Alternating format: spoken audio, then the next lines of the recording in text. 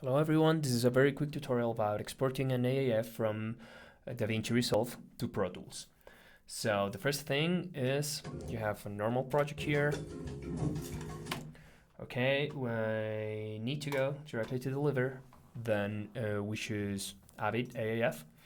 The first thing you need to do is just unclick this export video right here, then go to audio. That's it. You don't need to change anything.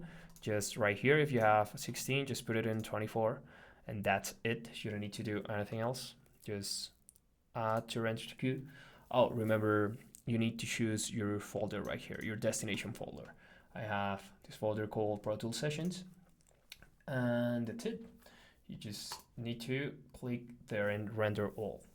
Once it finishes, just go to Finder, go to your folder, which is this one right here, and then you will have these files over here. So the AAF, and then your audio files right here. Okay. When I go to Pro Tools, I will import the AAF, which is right here, and open. Then I choose my tracks.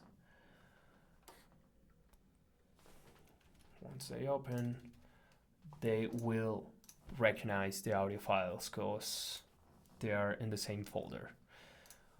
If you want to do an embedded AAF, just let me choose right here. I'm gonna delete these audio files right here. That's it. If you want to an embedded AAF, the thing you need to do is just go to Pro Tools, do the exact same thing, and click export video, go to audio, select wave in this case, then select embedded in AAF 24, and then click right here, render one track per channel. That's the only thing you need to do. Oh, let me just delete right here these ones, so we know we have the correct file. So just go to right here, add to render queue, then render all.